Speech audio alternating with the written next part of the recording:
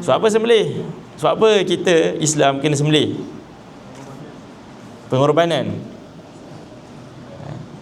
Boleh tak kita nak kata tak boleh sembelih? Apa tak boleh tunjuk sembelih?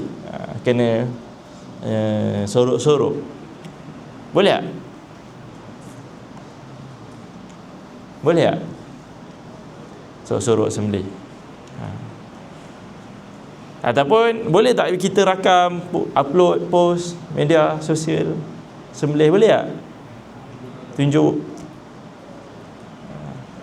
Jadi dalam Islam ni dia ada satu yang dipanggil sebagai syiar. Dalam bahasa Melayu mungkin kalau terjemahkan tu macam ikon, lambang kepada Islam tu, syiar Islam. Yang mana kalau ikon ni ataupun lambang ni, macam korang ada tim bola sepak kan, siapa ikon korang? Duta lah. Jadi kalau sebut tim bola sepak IKBN ni, Amar, Azimi, Amar, striker, macam tu lah. So tak ada kita nak sorok-sorok kan, sorok dia letak kat bangku simpanan ni, tak ada. So dia mesti jadi kapten, ataupun mesti dia jadi striker, betul tak? So jadi dalam Islam ni ada yang dipanggil sebagai syiar. Antaranya azan lah. Boleh tak azan senyap-senyap? Dalam dom je azan. Azan nanti ni lah, nanti ada orang terganggu dengan azan ni. Pagi-pagi dah kena bangun. Dia tak solat pun tahu lah. Kita kata nanti orang bukan Islam terganggu pagi-pagi azan. Boleh tak macam tu? Tak boleh. Tak boleh. Azan ni syiar. Macam tu juga solat jemaah.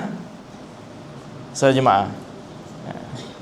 Kalau satu kampung tu tak ada solat jemaah, surau ada tapi tutup solat jemaah, tak boleh, dosa. Solat jemaah ni hukum dia fardu kifayah. Maksudnya kalau dah ada orang buat, asalnya wajib kepada semua, tapi bila dah ada orang buat, yang lain tu jatuh sunat saja. Tapi kena ada. Boleh tak solat jemaah tu buat senyap je? Maghrib ni contohlah kalau kat kampung kita kan, maghrib nanti ataupun dekat sini kita tak payah solat dekat ni lah, macam jauh ke kan? Solat dekat dom je, ramai-ramai kumpul dom, boleh tak? Dia tak lepas, dia tidak lepas kriteria untuk fardu kifayah tu. Kena juga buat kat ramai-ramai. Macam tu solat Jumaat kan. Susah solat Jumaat ni, menyusahkan tak? Kau solat kat mana? Ada queue kan? Ada queue. Contoh kalau solat dekat masjid luar, bila solat Jumaat je jam jalan, boleh kata tak payahlah kita solat Jumaat ni buat menyusahkan, membantutkan ekonomi negara contohnya. Solat Jumaat je kena tutup semua kedai, solat Jumaat je jam jalan. Kalau kita tak payah buat, boleh tak? Tak boleh. Begitu juga dalam ibadah korban. Dia dah, ibadah korban ni dia bukan ibadah biasa. Dia bukan macam kita zikir dia subhanallah alhamdulillah, bukan, dia tak sama. Dia punya martabat dia tak sama. Ibadah biasa dengan syiar ni, yang kita kata ikon lambang Islam ni, tak sama. Yang syiar ni di atas lagi, kena tunjuk. Kena tunjuk. Faham? Jadi antaranya ibadah korban. Allah berfirman, a'udzubillahi minasyaitonirrajim, dzalik, begitulah, wa may yu'azzim sya'airallah, sesiapa yang memperbesarkan, mempromosikan, menunjukkan sya'airallah, syiar-syiar Allah, fa innaha min taqwal qulub, itulah tanda dalam hati dia ada sifat yang dinamakan sebagai sifat takwa. Faham? Jadi Ini ayat ni Allah sebut selepas Allah cerita tentang ibadah korban sembelih. Okey, faham? Sini ada culinary tak ada? Ada? Ada. Pernah dengar dalam culinary punya ni, kalau daging tu baru lepas sembelih, dia kena frozen dulu, lepas tu baru boleh masak. Nak dengar?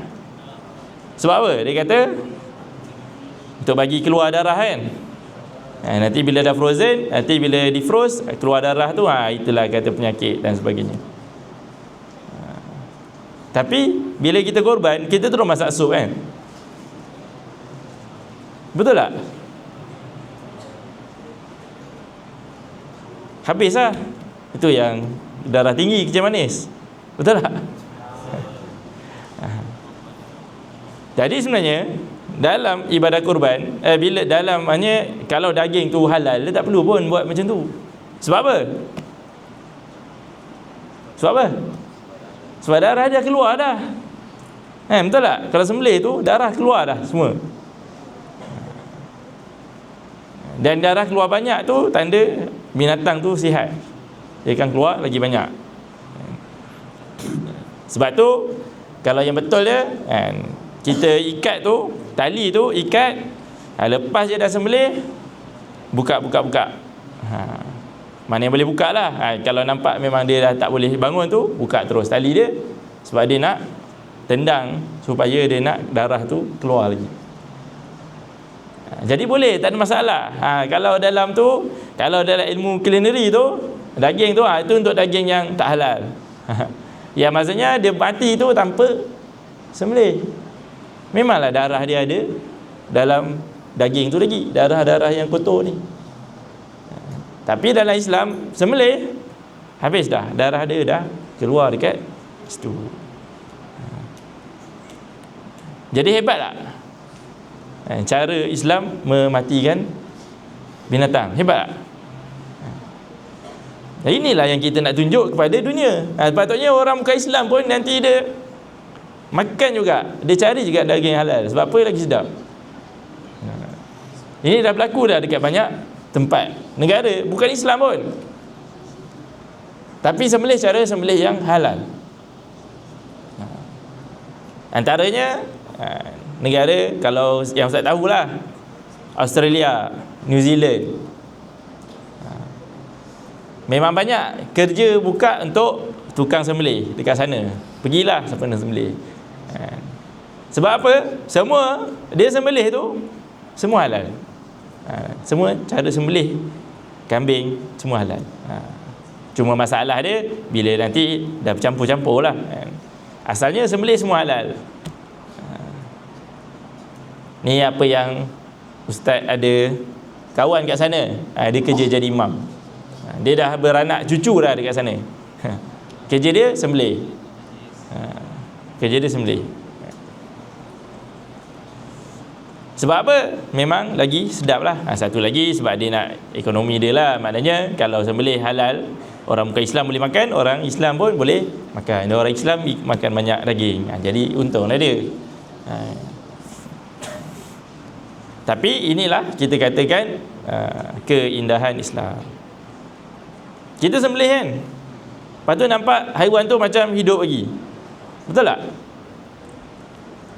Tak kesian lah? Kesian tak? Sebab apa? Kenapa kita sembelih kat sini? Dia bergerak tu sebab dia sakit ke? Sebenarnya bukan sebab dia sakit. Dia terperancat, ataupun tu kita panggil muscle memory. So apa kita ni? Sebenarnya apa yang menyebabkan kita rasa sakit? Sebab kita punya nerve hantar signal kan. Orang belajar bio ni, kita punya nerve hantar signal ke otak yang sakit. Saraf kita hantar signal itu sakit. Tapi bila kita sembelih, kita dah putuskan dah signal tu. Urat saraf dah putuskan. Jadi dia tak rasa sakit. Lembu tu tak sakit sebenarnya. Dia cuma terkejut. Dan dia mati habis terus. Yang tu cuma masa memori dia saja. Sebab apa kita nak bagi dia ada tendang-tendang tu juga kan? Sebab apa? Sebab nak bagi darah tu keluar. Cuma dia nak bagi darah tu keluar. Kalau orang putih macam mana? Dia mati kan? Tembak kan? Tembak. Ataupun dia akan ada sesetengah tempat tu, ada sesetengah negara tu, dia akan sembelih juga. Tapi dia akan pelali dulu. Dia akan pengsankan dulu, lepas tu baru sembelih. Function tak? Tak function lah. Binatang tu tak menendang. Dia darah tu tak keluar habis. Mungkin keluar juga sikit, tapi tak keluar habis. Jadi ni dalam Islam, kalau binatang tu dia mesti masih ada nyawa, hayah mustaqirah. Okey, faham tak?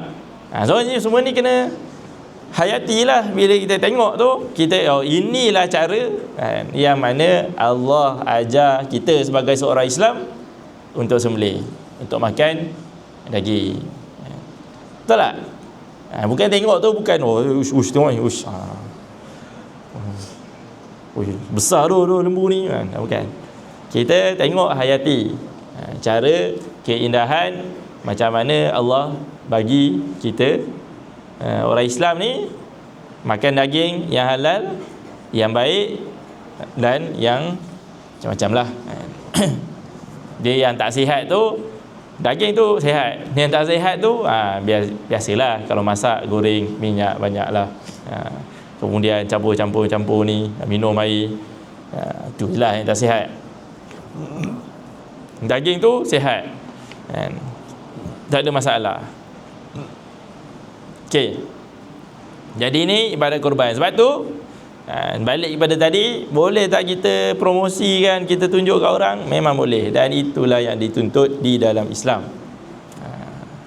Mempromosikan cara sembelihan yang paling kasih sayang terhadap binatang tu.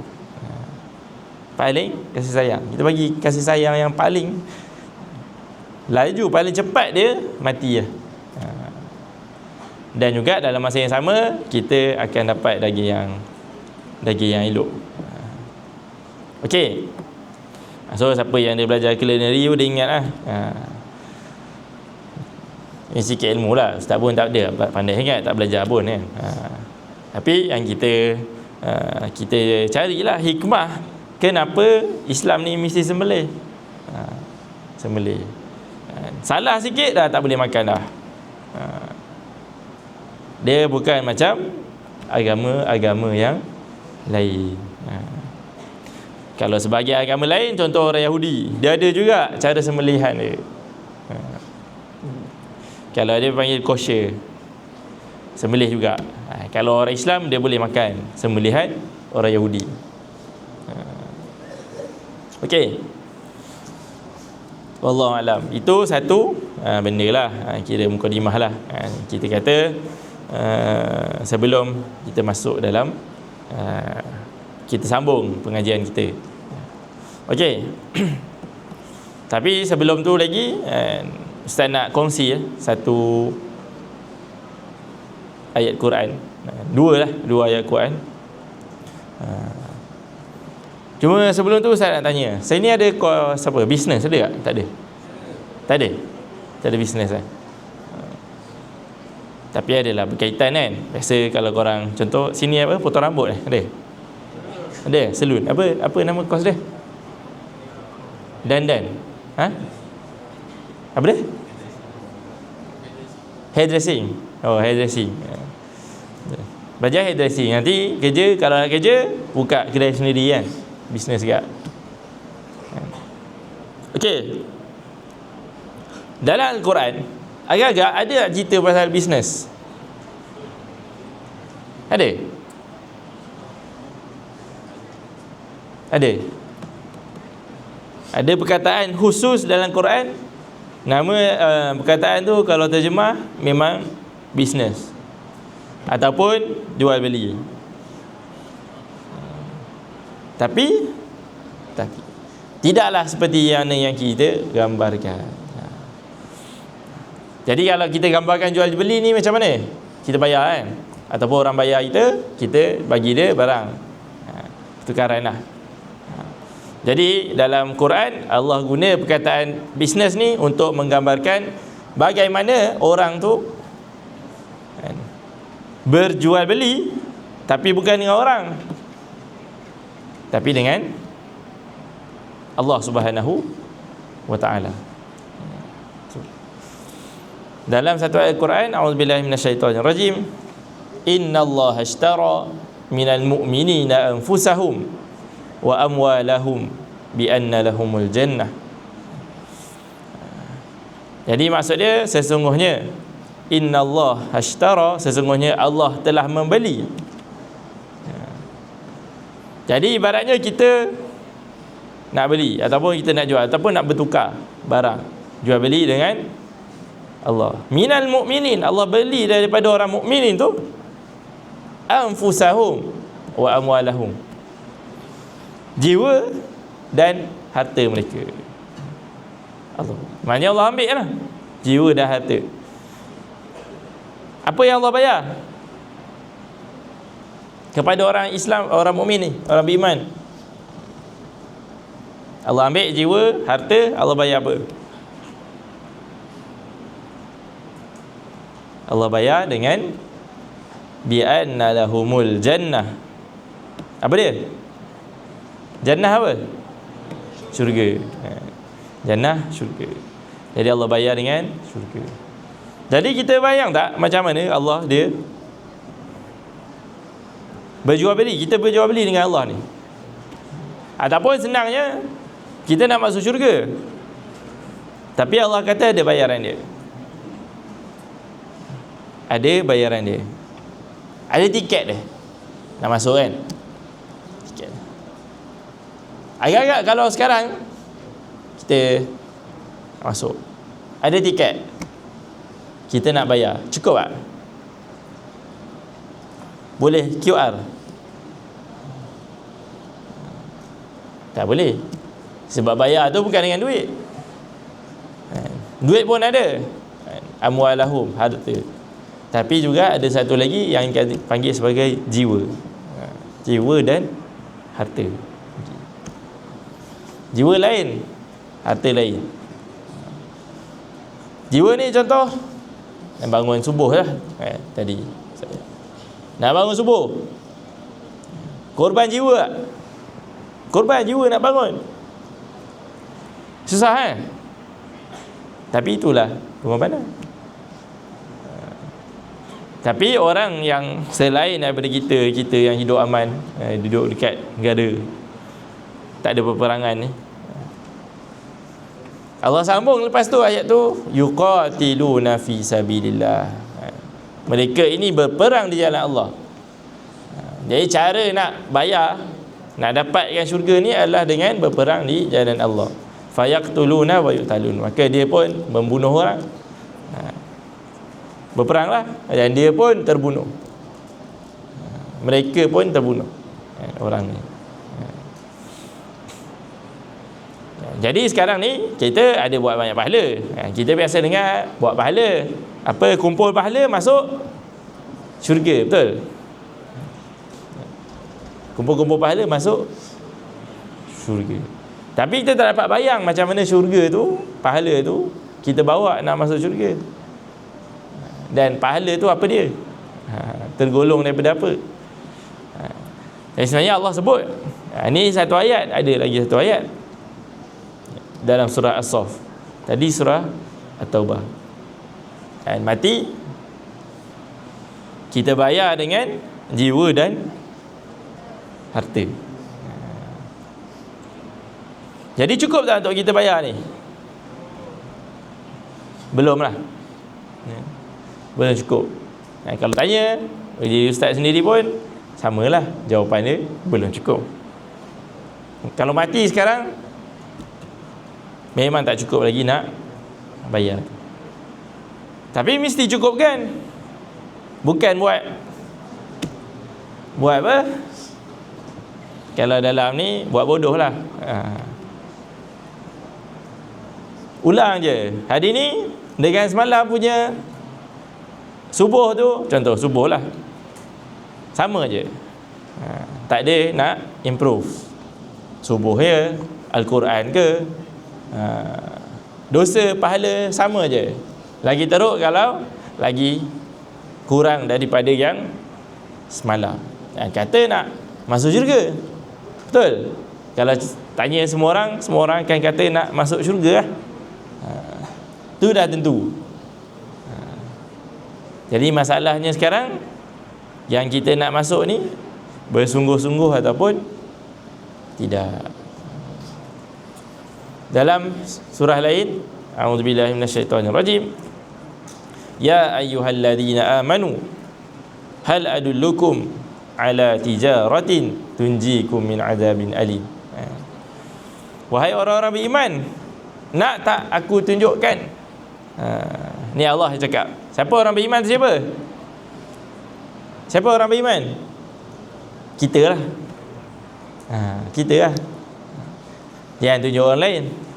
Kita pun orang beriman juga. Allah cakap kita, hal adullukum, nak tak aku tunjukkan kepada kamu satu perniagaan, bisnes yang akan menyelamatkan kamu daripada api neraka.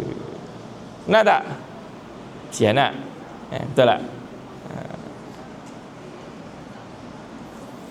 Apa bisnes tu? Tu'minuna billahi wa rasulih. Kamu beriman dengan Allah dan Rasul. Wa tujahiduna fi sabilillah. Dan kamu berjihad di jalan Allah bi amwalikum wa anfusikum, dengan harta dan juga diri kamu. Harta ni senang. Sebelum ni pun Ustaz ada cerita dah pasal sedekah. Sedekah jiwa. Mungkin boleh sedekah 10, 20, 30, 50 ringgit boleh masukkan dalam tabung. Betul tak? Ada orang senang. Tapi nak bangun solat subuh, beli Iqra 20 ringgit, 30 ringgit yang mahal, contohlah, tak tahu lah kalau ada. Tapi nak belajar, beli senang. Nak belajar tu susah. Betul tak? Daripada baca Quran, baik push rank kan? Betul tak? Lagi best kan? Daripada solat dekat sini, baik solat lambat sikit dekat dom tu. Kalau setiap hari macam tu, tak ada pun fikir nak. Jadi kita ni nak masuk syurga nanti tak cukup. Lagi bahaya kalau tak ada. Tak cukup, mungkin boleh dapat lagi syafaat daripada Nabi Muhammad sallallahu alaihi wasallam, ataupun rahmat daripada Allah, masuklah. Apa? Lagi teruk kalau tak ada, kosong. Nak beli, duit tak ada langsung. Dan kadang-kadang kalau kita beli goreng pisang ke apa ke, korang beli apa? Korang mungkin beli lain lah. Goreng pisang korang dah tak makan kot. Beli apa? Takoyaki ke kan? Betul? Apa? Matcha green tea kan? Matcha strawberry tu susah sikit lah. Kira-kira alamak, RM10, harga RM10 90 sen, tapi ada RM10 50 sen je. Tak apalah, boleh lah. Kadang-kadang macam tu. Tapi tiba-tiba alamak tak ada langsung. QR not insufficient balance.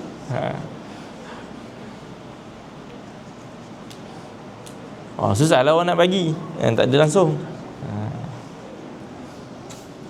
Jadi tu kita kata, kalau tanya semua orang nak masuk syurga ke tidak, semua orang nak lah. Tak ada yang kata tak nak. Tapi kata nak masuk syurga ni cukup tak amalan? Itulah yang kita susah nak jawab. Betul tak? Jadi semua orang pun kat sini, bukanlah korang je yang susah. Ustaz pun kat sini susah juga nak menjawab. Cukup ke tidak? Memang tak cukup. Jadi peringatan ni untuk semua lah. Ustaz pun sama, korang pun sama. Jadi kongsi je. Ustaz ni berkongsi je peringatan tu, yang mana bermanfaat untuk ustaz lah yang paling dekat sekali. Jadi bukanlah nak kata kita ni baik, bukan. Sebab kita tak baik itulah kita bagi tahu orang lain, kita ingatkan orang lain supaya kita pun dapat sekali peringatan tersebut. Okey, baik. InsyaAllah kita ada masa sikit lagi, kita akan baca surah Al-Bayyinah. Siapa hafal? Mungkin tak ramai lah.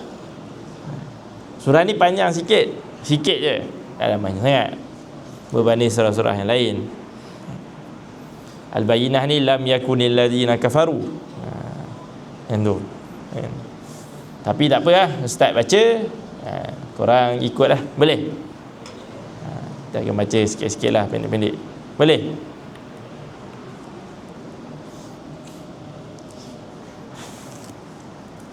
A'udzu billahi minasy syaithanir rajim.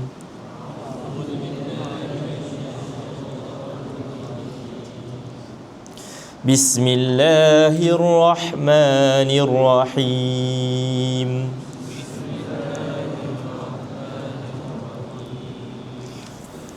Lam yakunil ladzina kafaru min ahlil kitabi wal musyrikin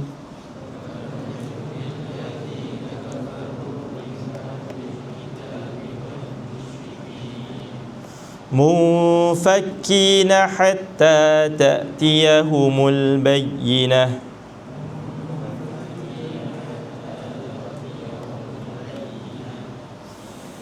Rasulun minallahi yatlu suhufan mutahharah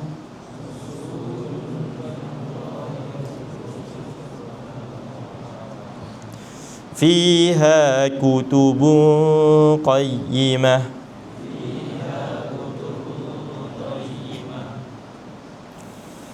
wa ma tafarraqa alladhina utul kitab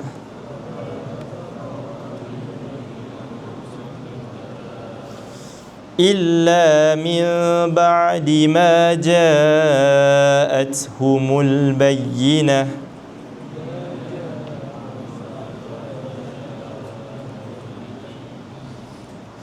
wa ma umiru illa liya'budullah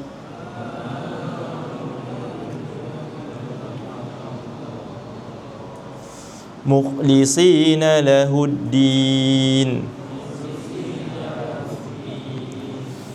hunafa'a wa yuqimus salata wa yu'tuz zakah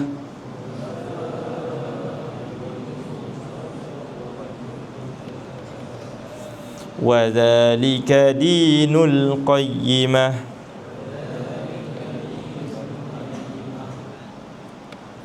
Sadaqallahul azim. Okey, jadi surah ni ada 8 ayat, tapi tadi kita baru baca 1 hingga 5 saja. 1 hingga 5. Jadi dalam surah ni cerita panjang sikit, tak sama dengan surah-surah yang lain. Dia panjang sikit. Jadi ada yang kata surah ni turun di Mekah, ada yang kata surah ni turun di Madinah. Jadi sebab apa? Sebab ayat dia panjang. Ayat panjang biasa turun di Madinah. Ayat yang turun di Mekah ni pendek-pendek. Tapi apa yang ditulis dalam tu adalah isi kandungan apa yang turun di Mekah. Dan ada juga sebut tentang ahli kitab. Jadi ahli kitab ni, Ustaz pernah cerita pun sebelum ni. Jadi kalau agama lain selain daripada Islam, biasa kita bahagi kepada dua. Ya, agama yang banyak-banyak ni kita akan bagi kepada dua. Satu, agama samawi, Agama Samawi ni maknanya agama yang turun dari langit. Maknanya asalnya agama tu betul. Ataupun senang cerita asalnya agama tu Islam. Tapi dia telah disesatkan, dipesongkan. Bukan oleh Nabi tu, maknanya diturun mula-mula disampaikan oleh Nabi. Tapi kemudian telah dipesongkan oleh pengikut dia lah. Contohnya agama apa? Kristian dengan Yahudi lah, yang senang. Yahudi dan Nasrani. Nasrani ni Kristian. Yahudi lah. Jadi kalau tanya orang Kristian, Nabi dia Jesus, iaitu Nabi Isa. Kalau tanya orang Yahudi, Nabi dia siapa? Moses ataupun Nabi Musa. Jadi maknanya asalnya betul. Semua ni asalnya betul dan bawa agama Islam. Tapi disebabkan selepas Nabi tersebut wafat tahu kan? Wafat apa maksud dia? Meninggal lah. Lepas Nabi wafat, pengikut dia putar balik, tambah buat kitab-kitab yang lain, buat syarahan terhadap kitab tu, kemudian salah, ada tambah, ada tolak. Maka kita kata lepas tu agama tu dah tak betul.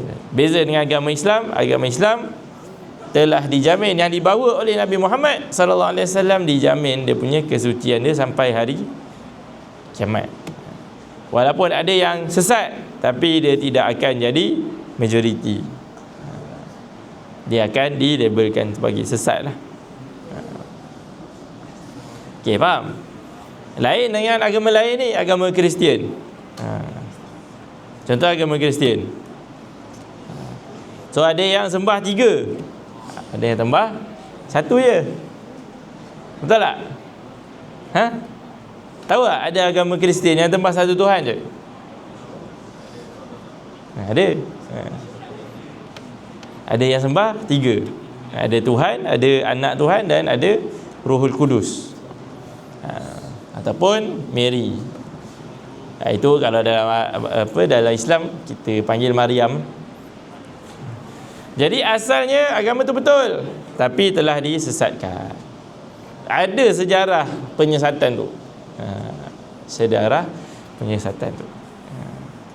Siapa yang mula-mula kata kena sembah 3 Tuhan? Itu semua ada. Sejarah kesesatan tu semua ada. Kalau kita belajar lebih, akan tahu lebih lah.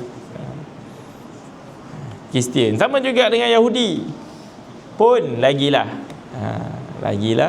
banyak kesesatan dia. Akhirnya itu yang dua itulah, Yahudi dan Nasrani. Kita label tu sebagai ahli kitab. Dan juga ada agama yang lain. Agama lain ni maksud dia apa? Agama yang direka oleh manusia sendiri. Direka oleh manusia. Maksudnya memang tak ada Nabi, tak ada kitab, tak ada apa. Dia ada dia punya. Contoh Buddha lah. Buddha tu nama orang, yang mana akhirnya dia jadi Tuhan, dan lain-lain lah. Jadi kalau agama dalam Islam, agama yang lain ni kita akan bagi pada 2. Yang mana kalau tu kita panggil ahli kitab, yang agama yang lain ni kita panggil musyrikin, orang yang musyrik, penyembah berhala ataupun yang menyekutukan Allah. Okey. Jadi ini yang disebutkan pada ayat yang pertama tu. Lam yakunil ladzina kafaru min ahlil kitab wal musyrikin munfakina hatta ta'tiyahumul bayyinah. Jadi ayat pertama ni kata asalnya orang ahli kitab, musyrikin, Yahudi dan Nasrani, asalnya sebelum kedatangan Nabi Muhammad, mereka ni tak berpecah, bersatu. Dia ada satu aliran. Tapi bila datang Nabi Muhammad bawa Al-Quran, maka berpecah. Sebab apa? Sebahagian ada yang dapat melihat kebenaran lalu masuk Islam, Lalu tapi ada yang tak dapat lihat kebenaran, lalu kebanyakannya begitu, lalu dia kekal di dalam kesesatan. Itu dia kata pecah. Dan juga ataupun ada satu kali berpecah di antara ahli kitab ni dengan orang musyrikin ni. Itu nanti panjang lagi kisah dia. Itu kita akan tersempat dah kot, dan nak masuk Isyak. Jadi kita akan sambung pada pengajian yang akan datang, apa yang dimasukkan dengan perpecahan, perbalahan di antara orang musyrikin dengan orang ahli kitab, terutamanya di Mekah dan juga di Madinah. Wallahu a'lam bishawab.